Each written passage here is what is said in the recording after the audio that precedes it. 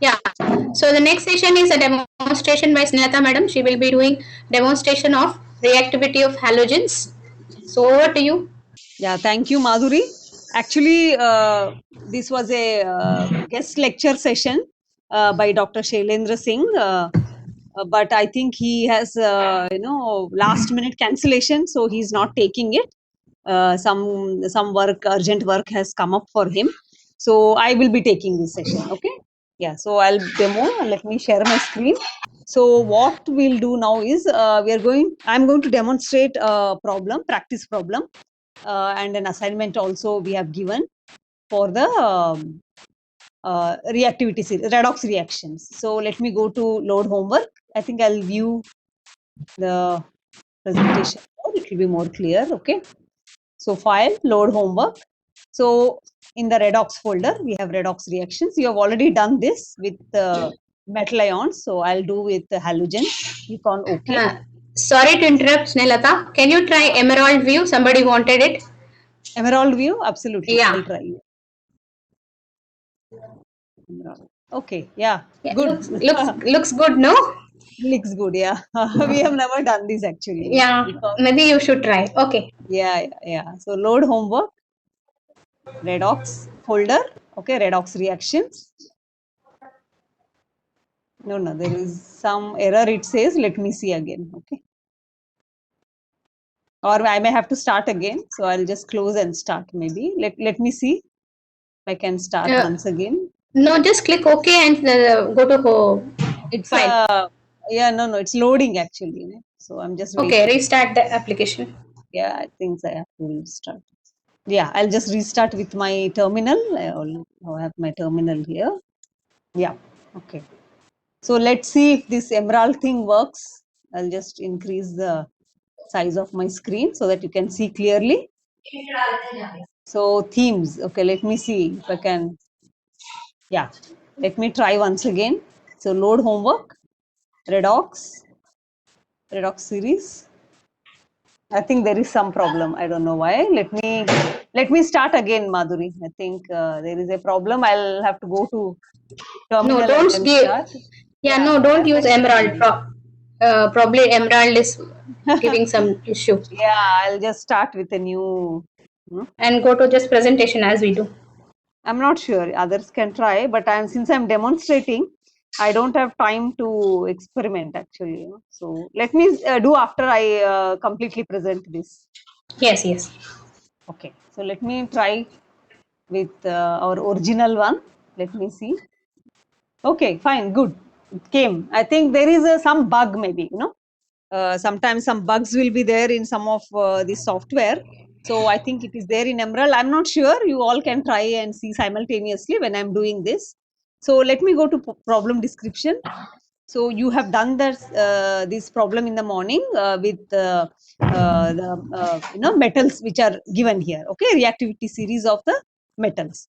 Okay, so there is also reactivity. There are also so if you click on the solids and then solutions, there are also halogens given here. Different halogens: bromine water, iodine water, chlorine water, and also these solutions with NaBr, NaCl, and NaI. So we can do a similar series, the reactivity series for halogens using all these compounds here. Okay. So the problem description, it is not there, but we can still do it. Okay, using the chemicals available here.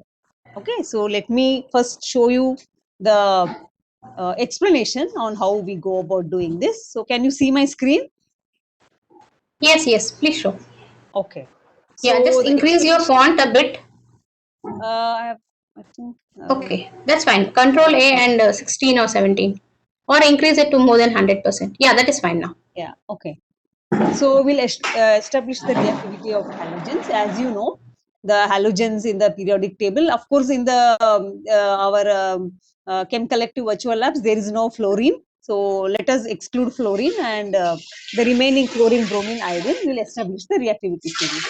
So as you know, all these halogens are will oxidize whichever are present below them. So for example, first is let's see the standard reduction potential. So standard reduction potential values are given here. Ignore this fluorine. we have chlorine, which has the highest, then bromine, then followed by iodine. Okay, so it means what it means is that chlorine will get oxidized. Chlorine will oxidize bromine and iodine in the series and get itself reduced very easily. Okay, so the oxidation capacity of chlorine is maximum here. I mean highest when compared to bromine and iodine. Okay, so let's see that using some reactions here. So the reactions are given here. So for chlorine, chlorine will oxidize bromine and it will oxidize iodine also. And next in the series, bromine will oxidize iodine, and iodine will not, is not reactive. It's not oxidizing at all. Okay. So let's see that using the chemicals available. So the procedure is given here. I mean, I've just written it down. How to do in the virtual lab. We'll select NaCl, NaBr, and NaI. We'll also select chlorine, bromine, and iodine water from the Stockroom Explorer. So we'll select 250 ml Erlenmeyer flask and we'll duplicate, make it total 9 flasks and label these accordingly. Then we'll make 3 rows. Snehata, can you be a little Yeah. slower? You're just going very fast. No, I'll show you anyway. I will show Yeah. in the virtual lab. Yeah. So we will label this because I'm demonstrating anyway in the interface. Okay, so let me proceed. Sorry for that. So we'll label this sodium chloride, sodium bromide, and sodium iodide. And then we'll make 3 rows. So, and each row will place the sodium chloride, sodium bromide, and iodide flask, and then add 10 ml each of the solutions. And then we'll add 10 ml of chlorine water, bromine water, and iodine water in each, and then see what happens. Okay, so let's go there. Let me go to the virtual lab and then see, and then show you actually. So what we'll do is first we'll take the required chemicals. Okay, we'll take sodium chloride. Okay, we'll take sodium bromide, and we'll take sodium iodide. Okay, let's take this, keep them here. Let us place little bit far. Okay, and we will take the chlorine, bromine, and iodine also. Okay, so let's place it this way. Okay, we'll place chlorine here, place bromine here, and we'll place iodine here. Okay, then we'll take the required apparatus. Okay, we'll take Erlenmeyer flask. So for now, we need only Erlenmeyer. Okay, so let's duplicate them. Okay. Okay, let's duplicate and then rename them. Okay, first before we add anything, let's rename. Okay, so first we'll see sodium chloride. We'll add sodium chloride. Okay, then we'll name as sodium bromide.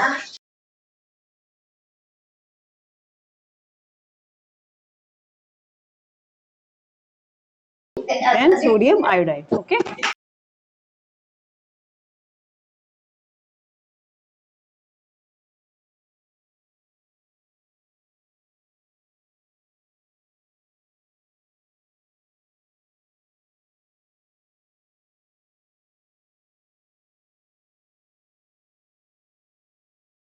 So can you all see what I did? I think Madhuri, you can answer. It's okay. It's clear now. Okay. Huh? Yeah. So, what is it? Yeah. Yeah. I didn't check the question. Okay. Okay. Yeah. Okay. So what we'll do is we made 3 rows and 3 columns Yes. for all the 3 this thing: chlorine water, bromine water, iodine water, and we have sodium chloride, sodium bromide, and sodium iodide. So let's add 10 ml each of these. Okay. To each. Move to Each lobby. row we'll just And fill. like that then. Click on each name of the partner, right click and move them to lobby and readmit them. Okay. I'll try. Okay.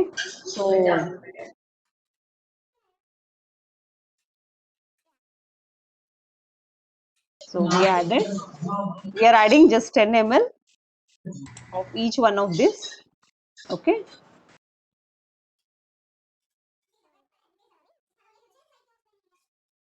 Sodium iodide we'll add.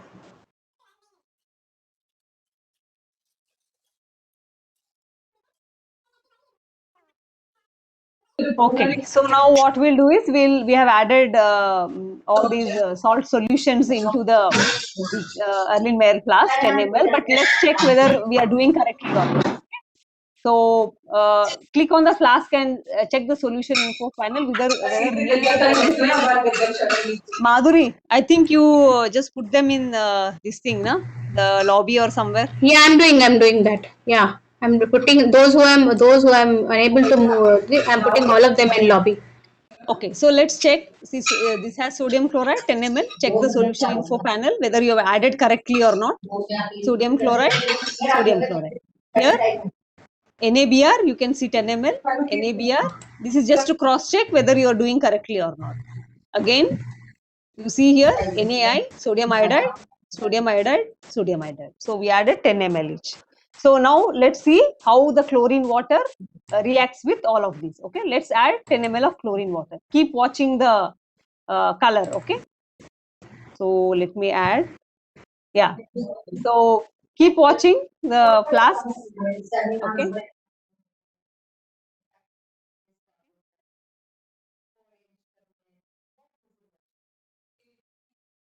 So what happened with chlorine water when we added chlorine water? This remains same. Like if there is chlorine. Chlorine has not consumed at all in the reaction. There is sodium chloride, so chlorine has not come in. It has not reacted. Obviously, it won't react because it is all the it's only chlorine. Okay, and we have sodium chloride. It didn't displace anything. Let us see here sodium bromide. So there is your chlorine is 0. Okay, completely it's consumed. Okay, all the chlorine has become chloride, and then whatever bromide is has become bromine. Okay, that's why you see that color. So all the bromine is out of the solution, and it is now in bromine form. Okay, so whatever chlorine has oxidized, bromide to bromine here. Okay, so same thing iodine. Okay, there is no, we have added 10 ml of chlorine, there is no chlorine, it is 0, and now we'll see instead of iodide there is iodine. Okay, now that means chlorine, whatever chlorine has displaced bromine and iodine here, bromide and iodide here. Okay, so it has oxidized both of them, bromide and iodide. Okay, note it down in your book. You have to note it down in your these observations. You have to note it down. Okay, so then bromine water, let's add to the second row.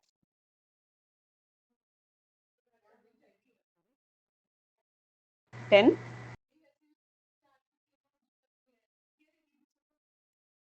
10.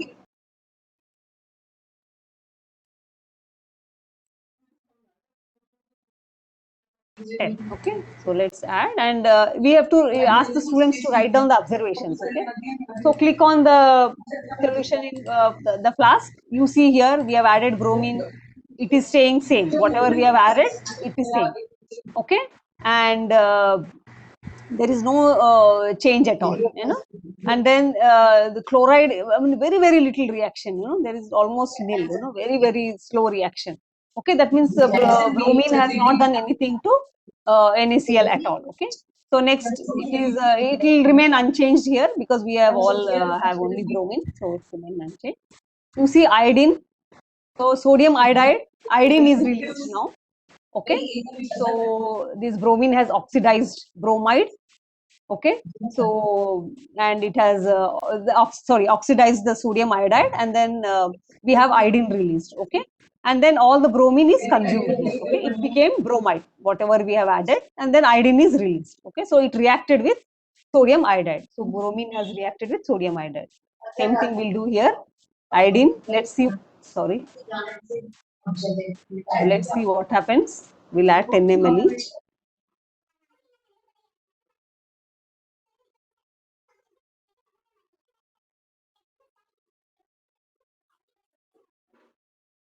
Okay, so you click on the flasks and you won't see anything at all. There is no reaction. Okay, so we had added iodine water. It reacted very, everything is almost same. So there is no chlorine and there is no iodide at all in this. Here also same. There is hardly any bromine released at all. and here it won't react. So very less reaction, almost nil reaction here. So we have to establish the reactivity series here. So here chlorine is more oxidizing. It replaced bromide from sodium bromide and iodide from sodium iodide. Here bromine it displaced. It reacted with sodium iodide, and we'll see iodine. Okay, and here there is no reaction at all. Okay, so we have established the reactivity series. So let me go. So oxidizing capacity, we have chlorine greater than bromine than iodine. So it's a very simple experiment. This you can ask your students to do it as an assignment. Okay, so I'll just take questions if there are any questions. So let me unmute. Okay, so participants, you have anything, any questions, or actually it's so simple. I just want to know if anyone has any questions. So shall I unmuted them. You unmuted them? Yes. Yeah. Someone says louder. I'm not sure. Am I not loud? Excuse me, ma'am. I don't know. Yes, ma'am. Proceed. Hello. Actually, the moment you had told us to redox and we see emerald background, from that moment, my virtual lab was searching, and I could not get out of that. Yeah, actually, same thing happened to me. So I think emerald theme is not. It has some bug probably. Most probably. How should I get back to the workbench Stop. now? Close it and open your virtual lab again. Shut it. Close it. Okay. Close it. Okay. Okay. Because I did the same thing. You saw me doing it, na? I opened my Yeah, terminal and okay. then I did that again. Okay. Okay.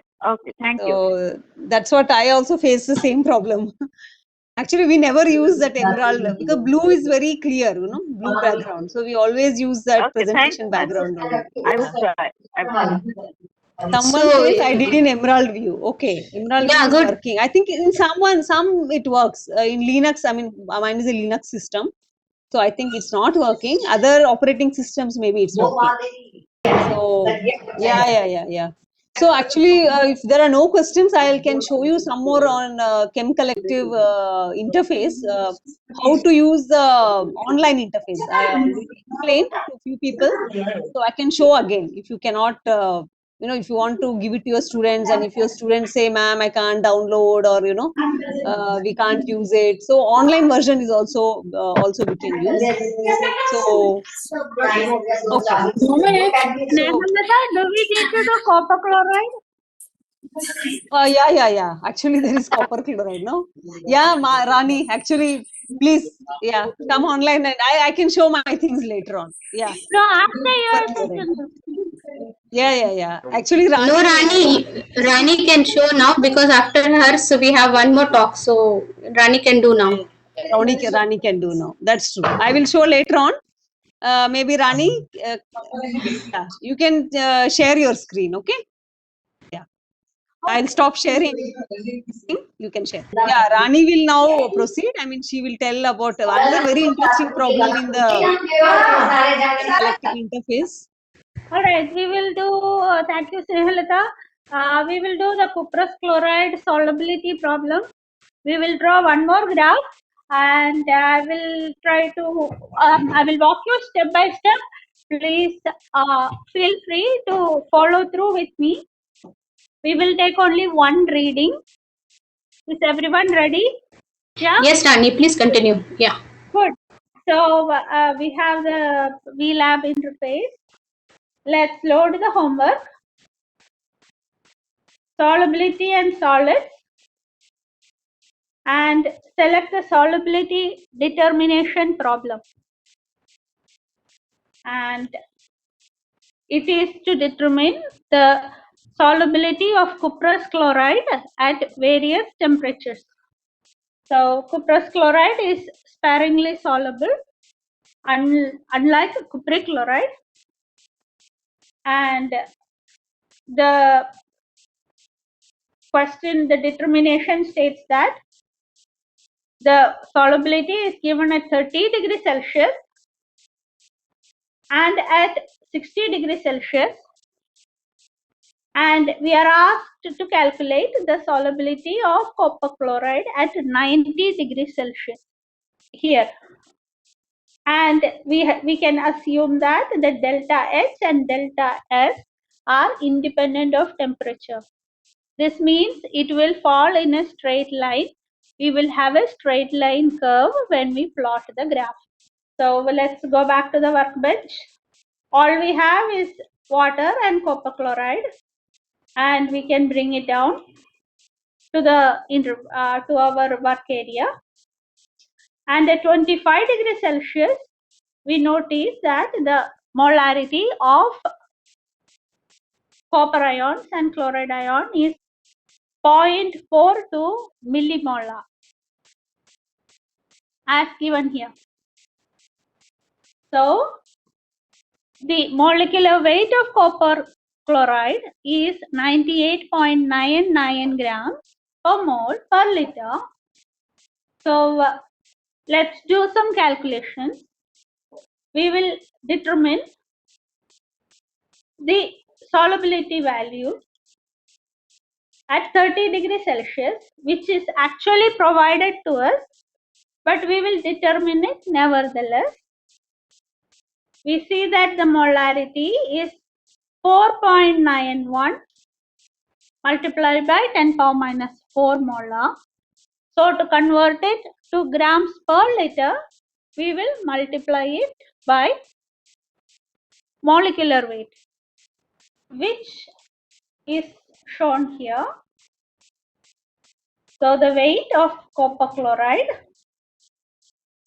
this is at 90 degrees that I have shown. So at 30 degrees, we will do at 30 degrees Celsius. You may feel free to do it with me. I'll go very slowly. The value is, let's note it down from the VLabs interface. 4.13 multiplied by 10 power minus 4. 4.13 multiplied by 10 to the power minus 4 multiplied by the molecular weight, which is 98.99, and we can see that it is the value that is in the problem description out here, which is 0.0486 grams per liter. Is everyone with me? Any questions? Excellent. Excellent. So let's write this down right here. 0.0418 grams per liter. And this is at 30 degrees Celsius. Now we can do the experiment at 60 degrees Celsius. Go to thermal properties. We are already insulated. So I will type 60 and press OK. Notice that the molarity has increased. It means more salt has gone into the solution. So we can calculate this value again. And we will see that it is at 0.102 grams per liter. The same. Now we will repeat at 90 degrees Celsius. So I will type 90 and click on OK. And now notice that the number has increased further. Still more salt has gone into the solution. And let's calculate the numbers. Now the molarity of copper chloride has increased to 1.928 multiplied by 10 power minus 3 molar at 90 degrees Celsius. We should know the molecular weight, and we will calculate the weight of cuprous chloride is 0.91, yes, 0.91 grams per liter. Excellent. So any questions? Any other questions? Any questions from the participants? There was one, some Bharati says that it is 4.913, not 4.13. What is that? Where is that, At Bharati what, ma'am? Yeah, at what temperature? Can you please type it out? 30 degrees it seems, 30 degrees, at 30 degrees. Yeah, we can, okay, there will be a small change. That's fine. So what is the value? We will add that up. How much did you get? No, it's actually what you did is correct only, Rani. I don't know why people are silly. It is 4.91 into 10 to the power of minus 4. Zero. No, I typed it wrong. Four. Ha, 4.91 it seems. Yeah, 4.91. Okay. Yeah, It is that's not. fine. That Yeah. is in the set. Yeah. That's what I was just thinking. Where is it? Huh? Yeah. That's Okay. so it is Proceed. 486, so it's 449. For his proceed, Rani. Yeah. Huh. So now we have three values. Yeah. Thank you for correcting. Yeah. Thank proceed, you. proceed. And we will plot this using Grace, which I have done for you beforehand. So we can go to the Grace plot and see this. So we have got three values. We can also do it in graph paper. That is fine. So this is at 30 degrees. This is at 60 degrees, and this is at 90. Hello, and ma'am. notice that Just a minute. It was not the calculation error. It was the value what you have put. It was 4.13. The value, the concentration of Cu plus, it is 4.91 in the experiment. It was coming. That is what I wanted to say. oh, thank you. That's fine. That's fine. Thank you very much. Thank you, ma'am. Sorry to disturb you. And so is everyone with me at this point? Yes, Rani. Yeah. Proceed. Yeah. So notice that the red line is my fitted data. The experimentally what we determined is not in an exactly straight line. It is how when we do experiment, we do get error bar. We do get errors, and that is reflected here. So if we have the value at an unknown temperature, we can find the solubility in grams per liter using a straight line and doing a regression. It is a very simple process. In Grace, I will show you that. We will go to data, transformations, and select regression. And here we have, this is our static data, and this is my regression data, but I will do it again. Here notice that we can do it for a quadratic, we can do linear and polynomials, exponential and so on. But here my equation will be y equal to mx plus c. It's the simplest form that we will have. And I will not have any restrictions. And I will load the fitted values. So most likely the red line now will go to green. Let's see what happens. Yes, it did. So actually I have loaded the same regression value twice. So you see some green spots along with the red. So it's the second time that I have done the regression. So you can see it. And the fitted line, the slope and the intercept values are also we have got. So now if we have the temperature, say 25 degrees, 35, 50 or 70 degrees, we can plug it in and get the solubility. Y equal to mx plus c. So we can give the x value and get our y value. So this way we can get the unknown and also plot the graph. Any further questions, please ask. So what was this calculated value of solubility for 90 degrees, Rani, for 0.9 copper? 0.9 and 1. Someone else also got it. Yes. Xavier G also got the same answer. He has given. Yeah, 0.19. Okay. Yeah, 0.19. Yes. Okay, so can you show in the chem collective interface it is 0.19 at 90 degrees? Yes, we did. We already did. See? We already did. Okay. Yeah. One. Okay. Yeah. That is Yes. the molarity. From molarity, Uh-huh. we calculated the grams per liter by multiplying with the molecular weight. Okay. Yes. So Yeah. this number will not be exactly the same as the grams per liter. This is the molarity that we Molarity. see. Yes. Yeah. Yeah. So You can in take the questions. I'll laboratory, just to find unmute the them. molarity, we will have to do a thiocyanate precipitation and weigh the copper. And VLab has made it much easier, and we straight away go to the molarity. So we bypassed the gravimetric problem and the time-consuming gravimetry by the direct measurement here. Okay. Yes, You can, Snehalata. show in the workbench, like workbench. You have yeah. I'm just seeing only the problem description. Your workbench is. You can show Yes, your workbench. No. Yeah. Okay. workbench You have has only only only one. Yeah. Okay. and it has the thermal properties, Thermal. so which I have insulated and I have set the temperature.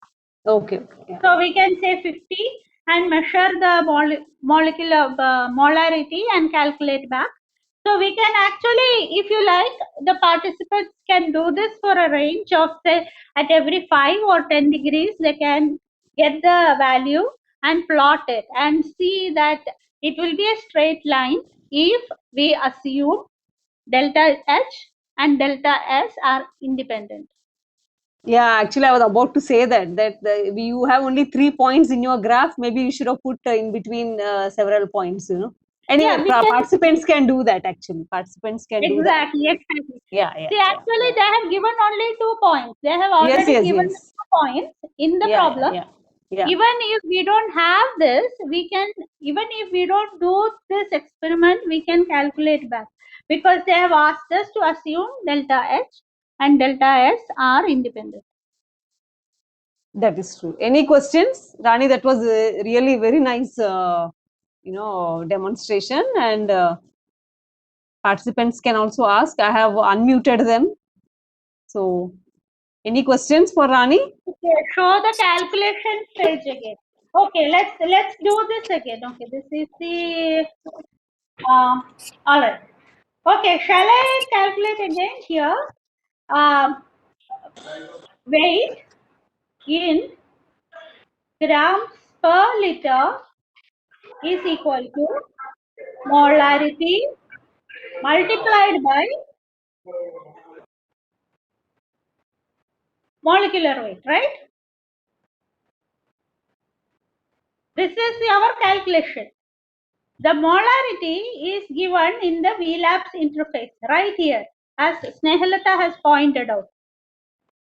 It is cuprous chloride, so copper and chlorine are having the same. Rani, there is one small black button near the molarity. There you can find grams, moles, etc. Can you just click on that? Just check how many grams. That Here? on top near the molarity there is a drop down. Okay. Yeah. Grams. Yes. So. Yes. So here we can do it by grams, moles or molarity. So right now this is in molarity, this is in grams, and this is in 103.7 ml. So from molarity we can calculate. So is the calculation clear now? This is so the strength of the solution. What is the strength of the solution is a question. We can say it is the molarity, right? We can express it in terms of molarity. So at each point we can plot this. Excuse me, I mean to say what you are calculating is also known as strength of a solution. Yes. Excuse me, ma'am. Ma'am, please tell us how to start for the graph.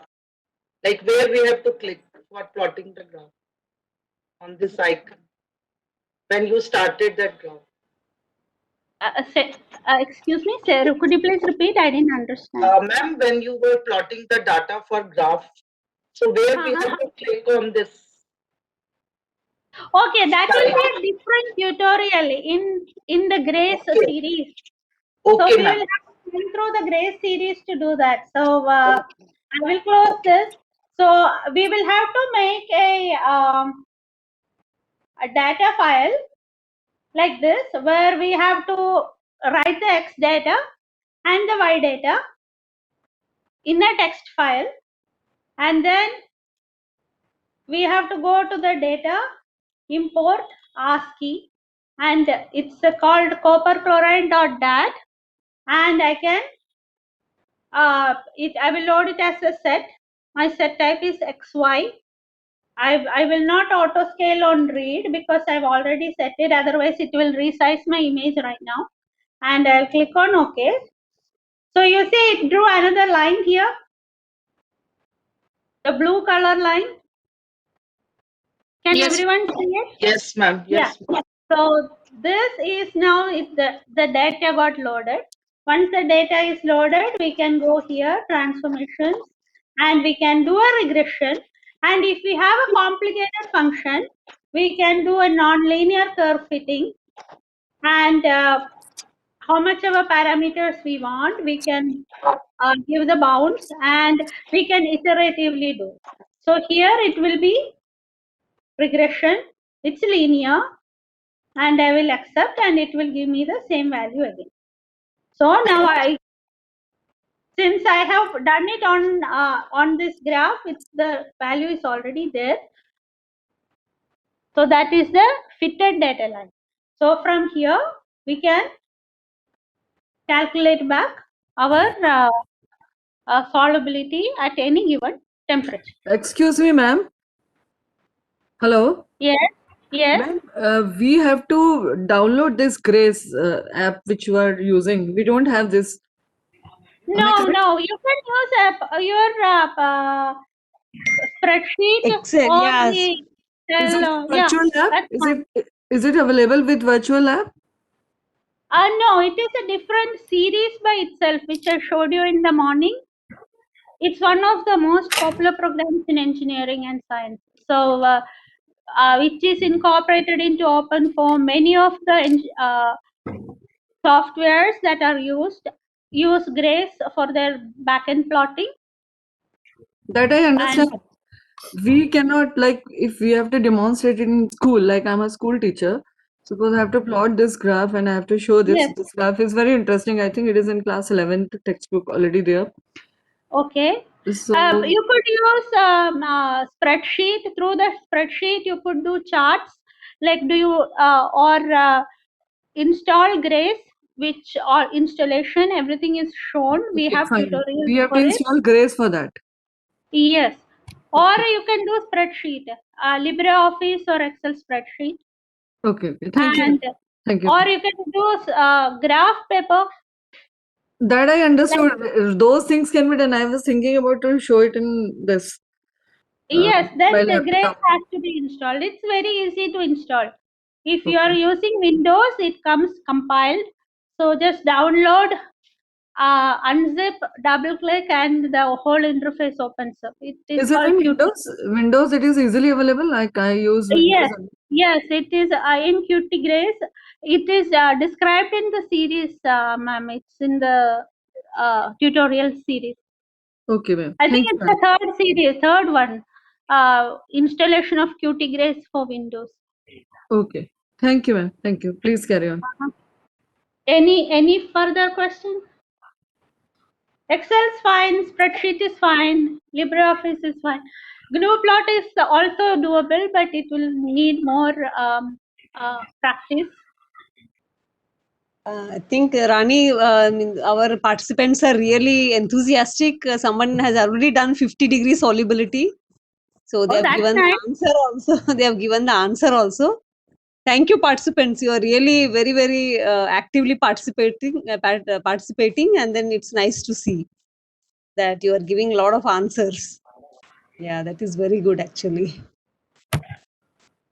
It takes a bit of time, and once it's done, we can go on with it.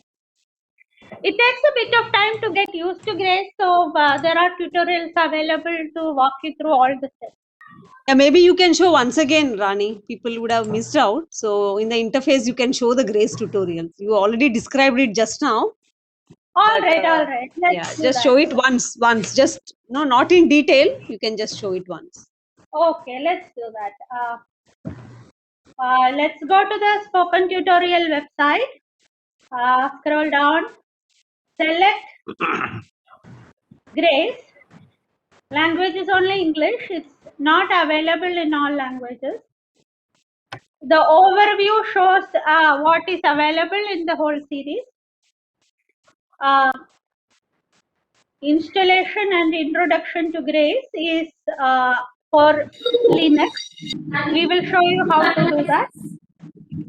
And installation of Qt Grace on Windows is when we will plot a straight line. We will install the Qt Grace on Windows and we will draw a line here, a straight line graph. And in the fourth tutorial, we will give them different colors. We can give grids like a graph paper.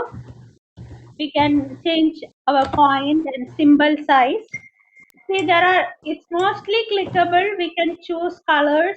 We can choose the size, line width. We can choose the style of the line and so on. All these windows open up and we will do that. We will draw bar chart. We will do data fitting, which I did just now. Here we have points in a straight line. We will fit to it. So y equal to mx plus c. We'll do a linear regression in this tutorial. And in this one, we will, in the exponential decay curve, I will show how to write an equation, how to do restriction values, and how to run a non-linear regression. For example, if you wanted to show a radioactive decay curve, which is an exponential decay, y equal to e power minus kx, Okay. where we want to find the t half, that will be done here in this tutorial. Okay, I think yeah. Any questions? Otherwise, we can go to the next session. Yeah, Madhuri. Yes, You're there? okay. Yeah. I think thank you, Rani. That was really nice demonstration. Madhuri, you take over. Okay? Thank you. Yes, yes. Yeah.